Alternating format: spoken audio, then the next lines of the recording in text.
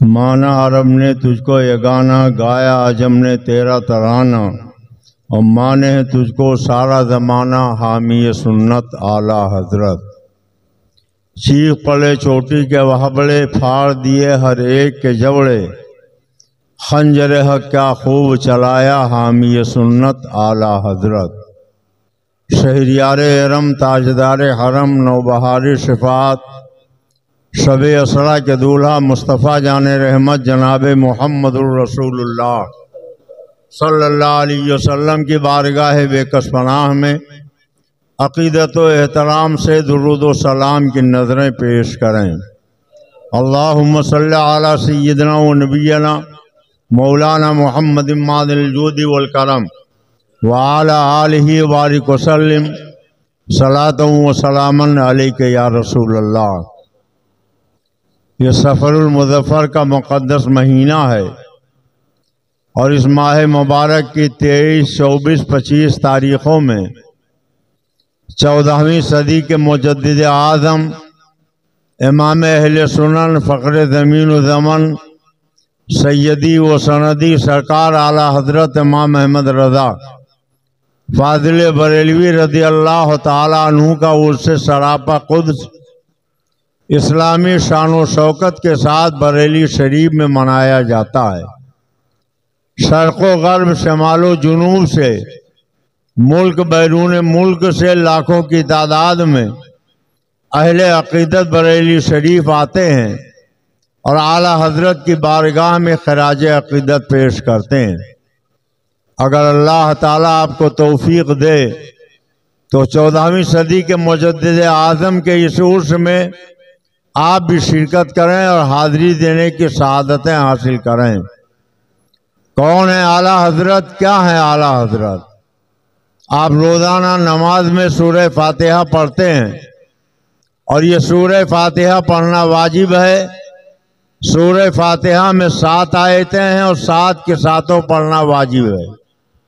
اگر اس میں سے کوئی ایک آیت بھی چھوڑ دیجئے تو نماز مکمل نہ ہوگی۔ میں نے آج خطبہ مسنونہ کے بعد جو آیت پڑھی ہے، ہمارا آپ کا پروردگار ہمیں یہ تعلیم دے رہا ہے۔ ہم اپنے رب سے یہ دعا کرتے ہیں، اہدنا الصراط المستقیم، اے اللہ ہمیں سیدھے راستے پر چلا۔ فجر میں، ظہر میں، عصر میں، مغرب میں، عشاء میں، ہر نماز میں ہم اپنے رب سے یہی دعا مانگتے ہیں، اے اللہ ہمیں سیدھے راستے پر چلا۔ اب راستے بہت سے ہیں، کون سا راستہ سیدھا راستے ہے؟ تو اس کی بھی تشریح قرآن کی اسی صورت میں ملتی ہے، صراط الذین انعمت علیہم غیر المغضوب علیہم ولا الضالین۔ اے اللہ ہمیں ان کے راستے پر چلا جن پر تو نے انعام کیا ہے، اور ان کے راستے پر مت چلا جن پر تیرا غضب ہوا ہے۔ اللہ کا انعام کس پر ہے؟ تو قرآن پاک میں اللہ فرماتا نبیوں پر ہے، صدیقین پر ہے، شہداء پر ہے، صالحین پر ہے۔ بلا شبہ اعلیٰ حضرت امام احمد رضا صدیقین میں سے ہیں، 14ویں صدی کے مجدد ہیں۔ ہم ان کی بارگاہ میں اپنے رب سے یہ دعا مانگتے ہیں، اللہ ہمیں امام احمد رضا کے راستے پر چلا، ان کے طریقہ کار پر ہمیں چلنے کی توفیق عنایت فرما۔ اعلیٰ حضرت امام اہل سنت نے دین و اسلام کی کیسی خدمت انجام دی ہے۔ قرآن پاک کو 1 مہینے کے قلیل عرصے میں اعلیٰ حضرت نے زبانی یاد کر لیا۔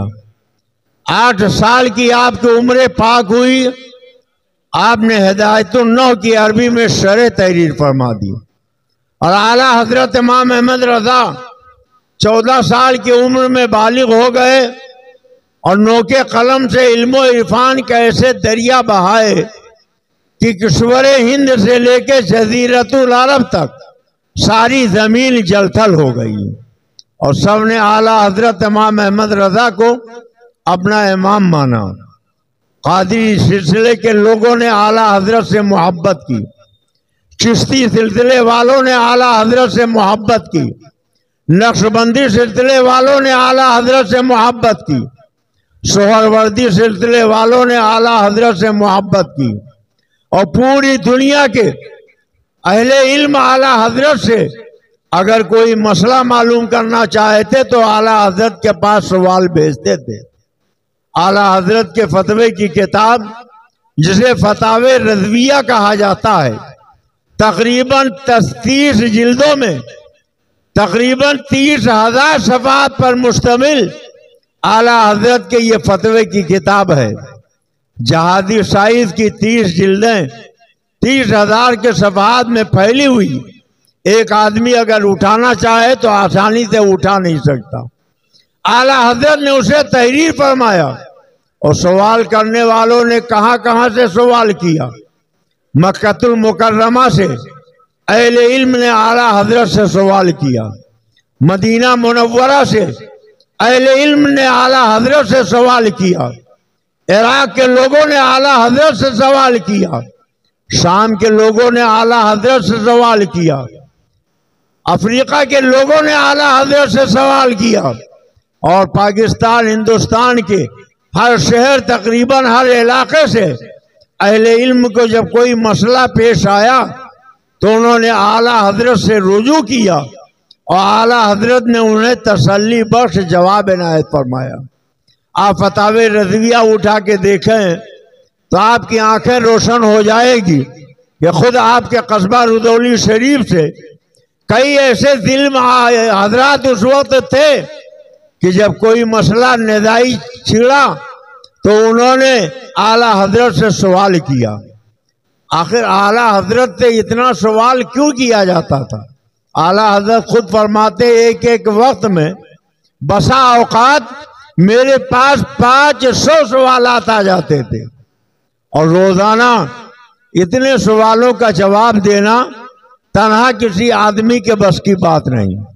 اعلیٰ حضرت امام احمد رضا ایک جگہ بیٹھ جاتے یا لیٹ جاتے، آپ کے تلامذہ آپ کے شاگرد آپ کے چارپائی کے کنارے کنارے بیٹھ جاتے، قلم کاغذ ہاتھ میں ہوتا، وہ سوال پڑھتے، اعلیٰ حضرت انہیں جواب لکھاتے، اور ایک جب سوال کر لیتا اس کو جواب بتا دیتے تو دوسرے کا سوال سنتے اس کو جواب لکھاتے۔ ایک وقت میں کئی لوگوں کے سوالوں کا جواب اعلیٰ حضرت امام احمد رضا لکھایا کرتے تھے۔ اس طریقے سے اعلیٰ حضرت نے جب جواب لکھا تو خالی جائز اور ناجائز لکھ کے نہیں ختم کر دیا، سب سے پہلے ہر سوال کے جواب میں قرآن مقدس کی آیتیں دلیل کے طور پر پیش کی۔ ایک سوال ہے مگر اس سوال کے جواب میں اعلیٰ حضرت نے 100 سے زیادہ قرآن مقدس کی آیتیں پڑھائی درج فرمائیں، اور حدیثوں کا جب سلسلہ شروع کیا تو معلوم ہوا بہت بڑے محدث ہیں۔ ایک ایک جواب میں اعلیٰ حضرت نے 100 150 200 250 300 تک حدیثیں درج کروا دی، اور 1400 سال کے فقہا کے اقوال درج کرا دیے، اور اسی تسلی بخش جواب کو پڑھنے کے بعد اہل علم کی آنکھیں روشن ہو جاتی تھی، اور وہ اعلیٰ حضرت سے اور زیادہ عقیدت رکھنے رکھتے تھے۔ مگر کچھ لوگوں کو حسد ہوا، کچھ لوگوں کو جلن ہوئی کہ اب تک ہمارا سکہ چل رہا تھا، اب یہ امام احمد رضا ان کے آگے کسی کا سکہ نہیں چل رہا ہے۔ مثال کے طور پر دہلی میں حضرت محبوب الملت والدین سیدنا نظام الدین اولیاء کا آستانہ ہے۔ حضرت محبوب الہی نظام الدین اولیاء کے آستانے کے سجادہ نشین خواجہ حسن نظامی تھے۔ ان سے کسی نے پوچھا مرشد کو تعظیمی سجدہ کرنا جائز ہے کہ نہیں، تو خواجہ حسن نظامی نے لکھا کہ عبادت کا سجدہ اللہ کے سوا کسی کو کرنا جائز نہیں، اور تعظیم کا سجدہ کسی بھی اپنے سے بڑے اور بزرگ شخصیت کو کیا جا سکتا ہے۔ اعلیٰ حضرت کے پاس یہ سوال آیا تو اعلیٰ حضرت نے سینکڑوں قرآن مقدس کی آیتیں اور سینکڑوں حدیثیں درج فرما کے بالکل ان کی دلیلوں کو مکری کی چالے کی طرح تار تار کر دیا، اور یہ فرمایا کہ سجدہ چاہے عبادت کا ہو چاہے تعظیم کا ہو، صرف اور صرف اللہ رب العزت کے لیے کرنا جائز ہے۔ اعلیٰ حضرت کو اللہ نے کیسا علم دیا تھا۔ آج یوں ہی لوگ نہیں کہتے کہ مان عرب نے تجھ کو یگانا، گائے عجم نے تیرا ترانہ، مانے تجھ کو سارا زمانہ، حامی سنت اعلیٰ حضرت۔ وادی رضا کی کوئی ہمالیہ رضا کا ہے، جس سمت دیکھیے وہ علاقہ رضا کا ہے۔ آپ دیکھیں بسم اللہ الرحمن الرحیم، ترجمہ کرنے والوں نے ترجمہ کیا تو لکھا شروع کرتا ہوں میں اللہ کے نام سے جو بہت مہربان نہایت رحم والا ہے۔ جتنے بھی ترجمہ کرنے والوں نے ترجمہ کیا تو سب نے لکھا شروع کرتا ہوں میں اللہ کے نام سے جو رحمان اور رحیم ہے، یا رحمت اور کرم کرنے والا ہے۔ مگر جب اعلیٰ حضرت نے ترجمہ کیا، قلم اٹھایا تو فرمایا اللہ کے نام سے شروع، اللہ کے نام سے شروع جو بہت مہربان نہایت رحم والا ہے۔ اب بظاہر آپ کہو گے اس میں کون سی خوبی کی بات ہے؟ تو دیکھو سب نے شروع کیا تو شروع کے لفظ سے شروع کیا کہ شروع کرتا ہوں میں اللہ کے نام سے، مگر اعلیٰ حضرت کیا کہہ رہے ہیں؟ اللہ کے نام سے شروع، یعنی جو شروعات کر رہے ہیں اعلیٰ حضرت امام احمد رضا، وہ شروع کے لفظ سے نہیں بلکہ اللہ کے نام سے شروع کرتے ہیں۔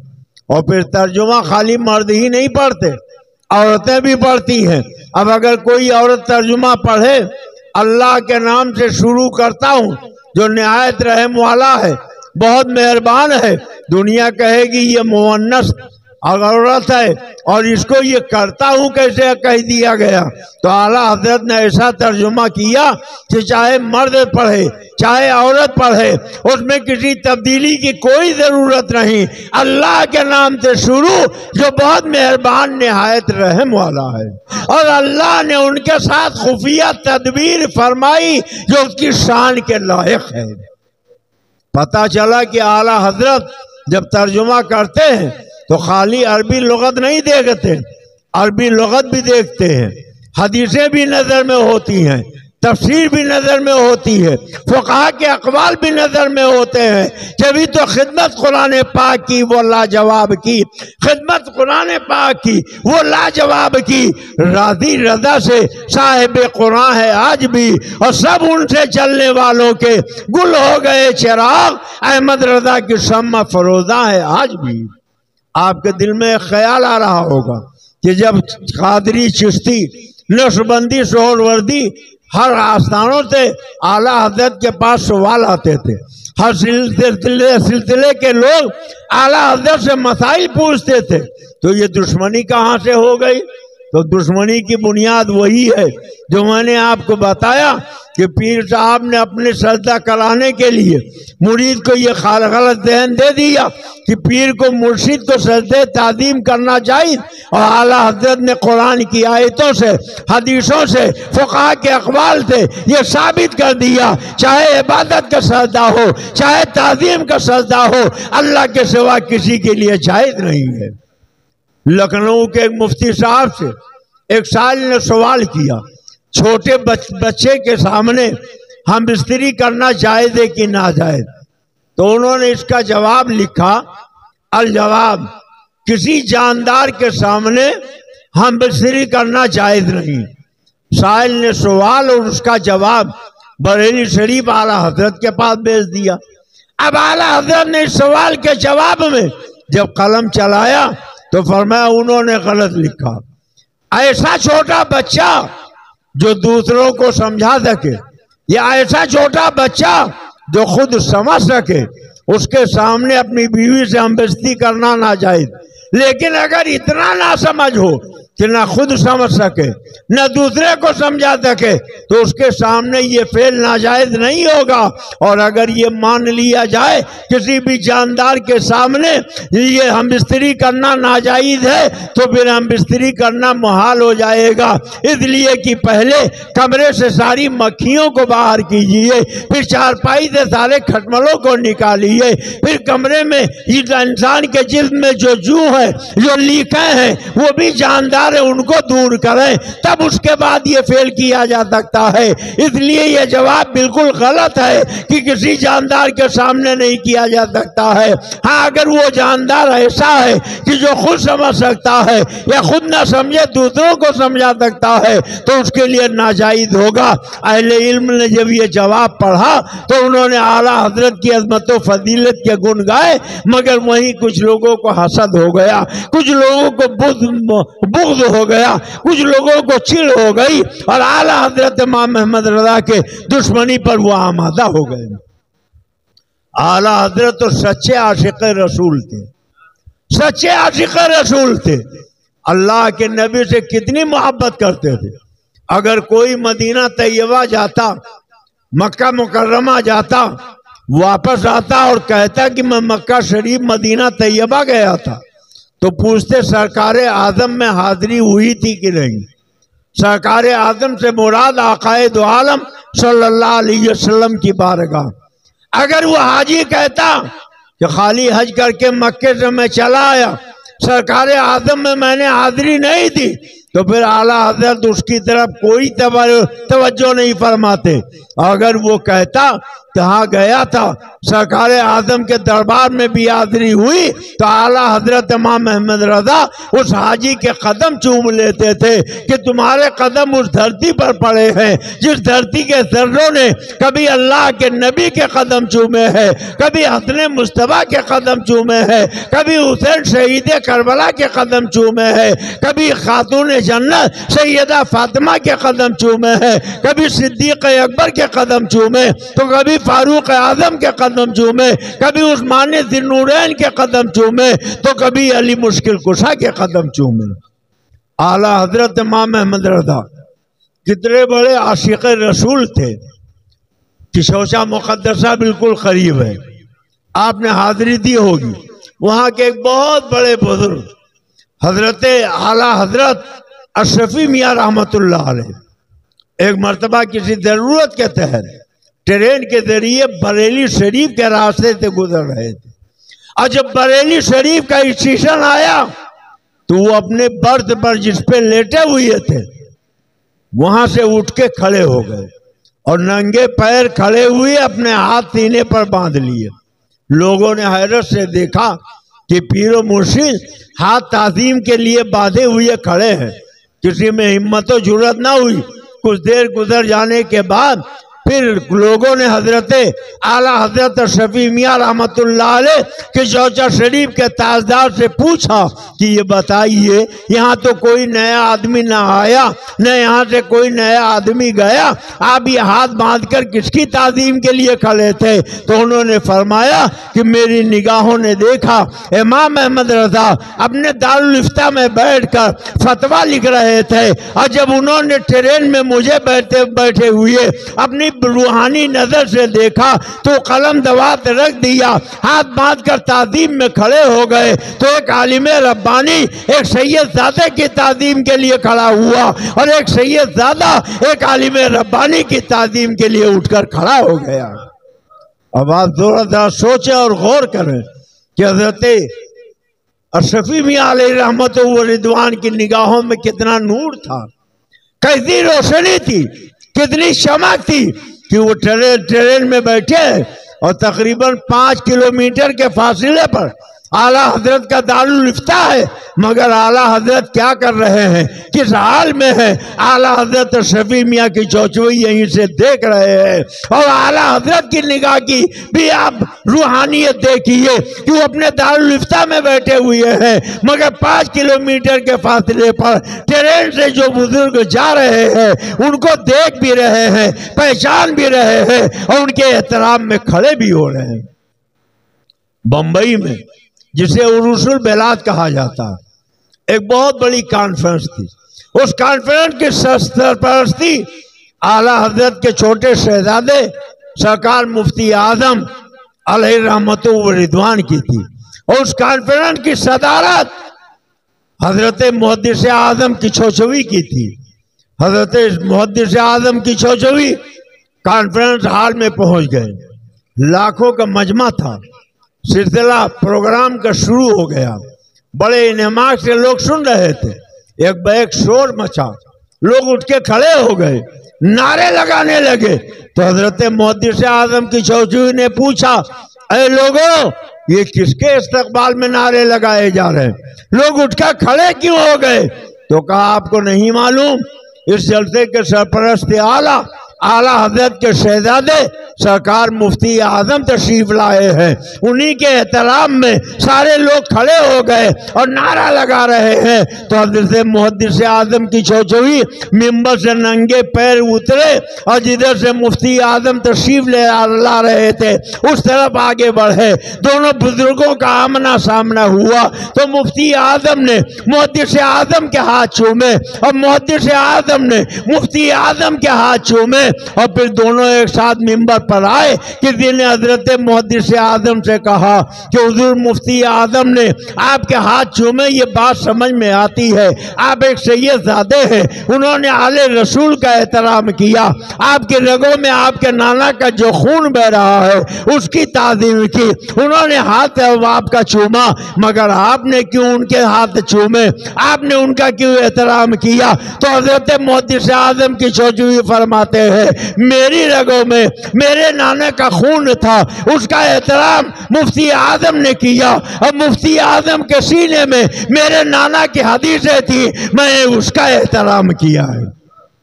کیا شان ہے ان بزرگوں کی، کیا مقام ہے ان بزرگوں کا۔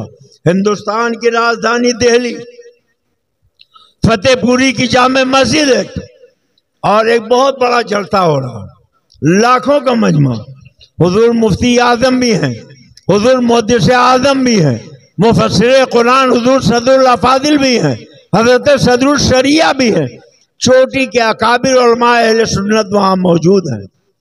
پروگرام چل رہا تھا، چائے لوگ لے کر آئے، سب کو پیش کیا۔ حضرت محدث اعظم نے چائے کی پیالی ہاتھ میں لیا، وہیں مسجد میں بیٹھ کر پینے لگے، اور جب سرکار مفتی اعظم کو چائے کی پیالی ملی تو وہاں پینے کے بجائے وہ چائے کی پیالی لے کر مسجد کے باہر گئے اور فصیل پہ بیٹھ کے پینا شروع کر دیا۔ کسی نے حضرت محدث اعظم سے کہا کہ حضرت آپ نے تو مسجد ہی میں پانی پینا شروع کر دیا، مسجد اللہ کی عبادت کے لیے ہوتی ہے، کھانے پینے کے لیے نہیں ہوتی ہے۔ یہ دیکھیے مفتی اعظم نے مسجد میں چائے نہیں پی، وہاں تشریف لے گئے، خارج مسجد فصیل پہ بیٹھ کے چائے پی رہے ہیں۔ تو حضرت محدث اعظم مسکرائے، فرمایا سنو، میں جو پی رہا ہوں یہ مفتی اعظم کا فتویٰ ہے، اور وہ جو نہیں پی رہے ہیں یہ ان کا تقویٰ ہے۔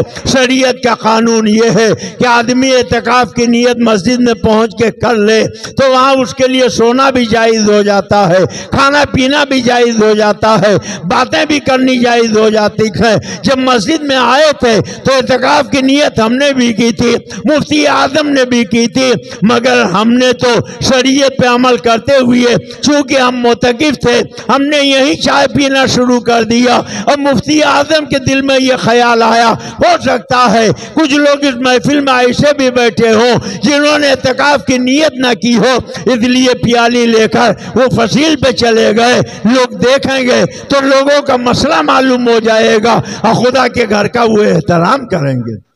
اسی لیے حضور سرکار تاج الشریعہ فرماتے، متقی بن کر دکھائے اس زمانے میں کوئی، متقی بن کر دکھائے اس زمانے میں کوئی، ایک میرے مفتی اعظم کا تقویٰ چھوڑ کر۔ ہلدوانی کے کچھ لوگ آئے، حضور مفتی اعظم سے کہا سرکار ہماری دعوت قبول فرمائیں، ہمارے یہاں تشریف لے چلیں۔ سرکار مفتی اعظم گئے اور میزبانوں نے ان کے لیے ناشتے کا انتظام کیا، اور جب ناشتہ سامنے چن دیا گیا تو سرکار مفتی اعظم نے مٹھائی اٹھائی اور کھانا شروع فرما دیا۔ لوگ تعجب میں پڑ گئے کہ سنت طریقہ یہ ہے کہ پہلے نمکین کھایا جائے، بعد میں میٹھا کھایا جائے، پھر آخر میں نمکین کھایا جائے۔ تو یاد مفتی اعظم خلاف سنت کیوں کر رہے ہیں؟ پہلے انہوں نے مٹھائی کھانا شروع کر دیا، نمکین کیوں نہیں کھایا؟ تو کسی نے کہا کہ شاید خیال نہ فرمایا ہو، اس نے کہا حضور یہ نمکین بھی یہاں موجود ہے۔ تو مفتی اعظم نے فرمایا یہ ہمارے کھانے کے لائق نہیں ہے، یہ ہمارے کھانے کے لائق نہیں ہے۔ ہو سکتا آپ سوچیں کہ تو مفتی اعظم کو مانگ لینا چاہیے کہ کوئی نمکین لے آؤ، تو میزبان کو شرمندہ کرنا یہ بھی شریعت نے منع کیا ہے۔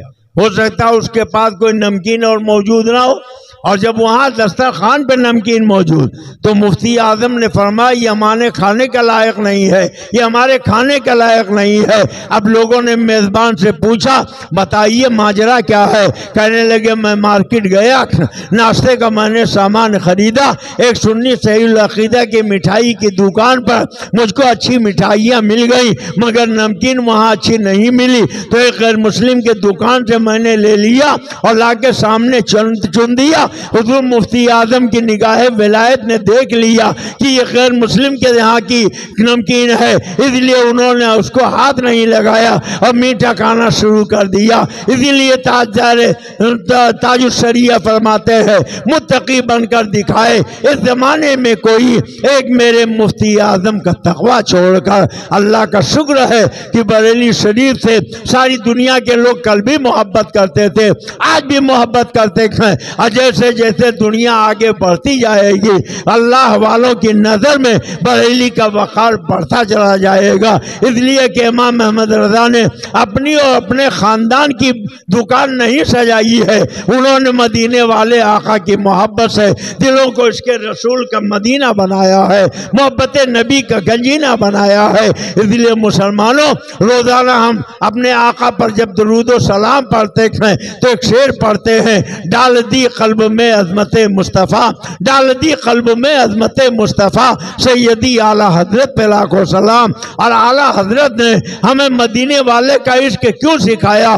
اللہ قرآن میں فرماتا ہے وَتُعَذِّرُوا وَتَوَقِّرُوا، میرے محبوب کی تعظیم کرو، میرے محبوب کی توقیر کرو۔ یہی وجہ ہے کہ اعلیٰ حضرت امام محمد رضا فرماتے ہیں کہ رضا کسی سگے طیبہ کے پاؤں بھی چومے، رضا کسی سگے طیبہ کے پاؤں بھی چومے، تم اور آہ کے اتنا دماغ لے کے چلے، اور فرماتے پارے دل بھی نہ نکلا تم سے تحفے میں رضا، ان سگانے کو سے اتنی جان پیاری، واہ واہ۔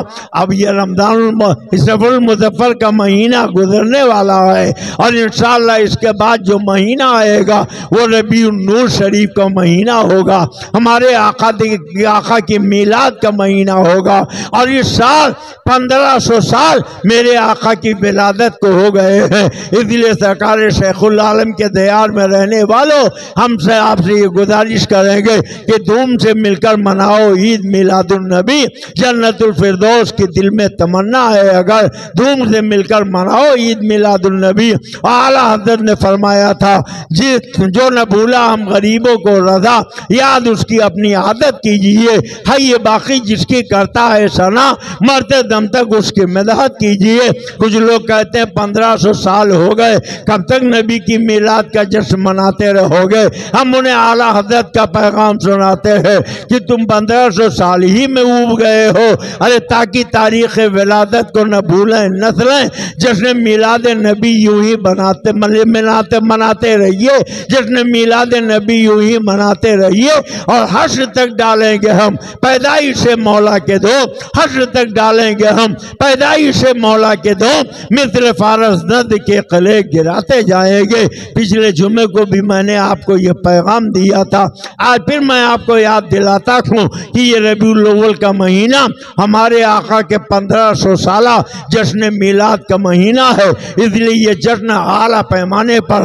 ہر سال سے کہیں زیادہ ذوق و شوق سے آپ منائیے، اور آپ کی مسجد کا خطیب و امام حضرت مولانا حافظ و قاری محمد زاہد رضا صاحب ثقافی سے آپ رابطہ قائم کیجئے، دام درم قدم سخنے تعاون کیجئے۔ اگر آپ کا تعاون رہا تو انشاءاللہ نعتیہ پروگرام بھی ہوگا، پھر اس کے بعد تقریریں بھی ہوں گی، اور یہاں لنگر رسول کا بھی اہتمام ہوگا، اور پھر سید عالم صلی اللہ علیہ وسلم کے منہ مبارک کی زیارت بھی کرائی جائے گی۔ حضور اعلیٰ حضرت کہتے ہیں فرش والے تیری شوکت کا علو کیا جانے، خود روا عرش پہ اڑتا ہے فریدا تیرا۔ ہمارے آقا و مولا کی شان تو یہ ہے کہ وادی رضا کی کوہ ہمالا رضا کا ہے، جس سمت دیکھیے وہ علاقہ رضا کا ہے، نوازش ہے، عنایت ہے، کرم ہے اعلیٰ حضرت کا، پلایا جام ہم کو مصطفیٰ پیارے کے الفت کا، پڑا خطبہ زمین پر